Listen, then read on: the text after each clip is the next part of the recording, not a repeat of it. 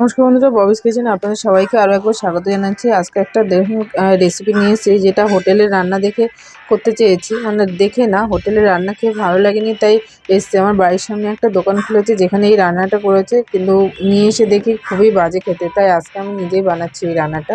তো তার জন্য কিছু ডাল ছিল আমার ঘরে, 3-4 রকমের ডাল মেশানো ছিল, মিক্সড ডাল। সেই ডালটাকে আমি আগে একটু ভিজিয়ে নিলাম। আর এদিকে একটা লাউটাকে অর্ধেকটা আমি আগের দিন করেছিলাম, আর আজকে করব। তো লাউটাকে আমি এখানে খোসা ছাড়িয়ে নিচ্ছি, ছাড়িয়ে নিয়ে কুচি কুচি করে কেটে নিচ্ছি। এটা এভাবে রান্না করলে ভালো লাগে। আর কালকে যেটা ওই দোকানে লাউ খেয়েছিল সেটা অনেক বেশি বড় মানে বড় বড় করে কেটেছিল, সেটা আমাদের বাড়ির লোকের একদমই পছন্দ হয়নি। তো আমি এটা এইভাবেই রান্না করলে বেশি ভালো লাগে।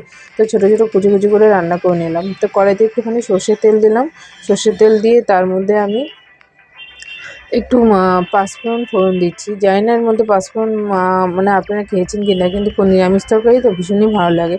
পাঁচফোড়ন, একটা তেজপাতা আর একটা শুকনো লঙ্কা ফোড়ন দিয়েছি। তো ফোড়ন দিয়ে ফোড়নগুলো একটু ভাজা ভাজা হয়ে এলে তার মধ্যে আমি যে ডালগুলো ভিজিয়ে রেখেছিলাম, বেশিক্ষণ ভেজাতে হয়নি, 5-10 মিনিট ভেজালেই হয়ে যাবে। তো আমি সেটাকে ছেঁকে নিয়ে জল ঝরিয়ে নিয়ে ওটা দিয়ে দিয়েছি। এবার তার মধ্যে একটু নুন দিয়ে দিলাম আর একটু হলুদ গুঁড়ো দিয়ে দিলাম। এবার এটাকে একটু ভালো করে ভাজা ভাজা করে নেব, যাতে ডালগুলো ভালো হয়। এবার তার মধ্যে একটা কাঁচা না, সরি, একটা পাকা টমেটো কুচো করে কেটে ওর মধ্যে দিয়ে দিচ্ছি। তো টমেটোটা একটু নরম নরম হয়ে আসলে তারপরে আমি লাউয়ের এটা দিয়ে দেবো, লাউ কুচোটা দিয়ে দেবো। তার মধ্যে আমি একদম হাফ চামচ মতো আদা আর কাঁচা লঙ্কা বাটা দিয়েছি। আদাটা কম, কাঁচা লঙ্কাটা একটু বেশি, ব্যাস দিয়ে দিয়েছি। তার মধ্যে এবারে লাউগুলো দিয়ে দিচ্ছি। এবার লাউগুলো নাড়াচাড়া করবো, খুব বেশি মশলা লাগে না এর মধ্যে, কিন্তু খেতে কিন্তু খুব ভালো হয়, খুব সুন্দর হয়। তো বাধ্য হয়েই করলাম আজকে আমার করার ইচ্ছে ছিল না। তার মধ্যে একটু নারকেল কোড়াও দিয়েছি, যেহেতু ওই রান্নাটা কালকে ওখানে খেয়ে এতটাই বাজে লেগেছিলো ওরা, আমি তো খাইনি, আমার বর খেয়েছে বা ঘরে আমার বাকি সবাই খেয়েছে। তো খেয়ে ওদের একদমই ভালো লাগেনি যে রান্নাটা এত বাজে কী করে হলো।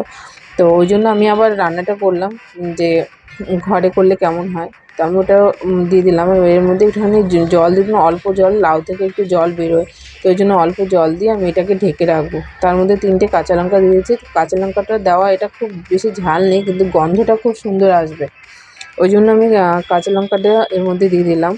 কাঁচা লঙ্কাটা দিয়ে এবার ঢেকে রাখবো, 5 থেকে 7 মিনিট ঢেকে রাখলে হয়ে যাবে। এবার 5-7 মিনিট পরে আমি ঢাকা খুলে দেখুন জলটা আমার শুকিয়ে এসছে। নিচে একটু অল্প অল্প আছে, একদমই করে ফেলবো তা না, মানে হালকা হালকা ভেজে ভেজে থাকতে থাকতে নামিয়ে নেবো ওটা। দেখুন আমার পুরোটাই হয়ে গেছে। এর মধ্যে ডালের বড়ি অনেকে দেয়, কিন্তু আমি দিইনি, আমার ছিলও না সেরকম। আর একটু চিনি দিলাম। তো লাউয়ের তরকারি আর নিরামিষ তরকারি একটু চিনি দিয়ে মিষ্টি মিষ্টি রান্নাটা খুবই ভালো লাগে খেতে।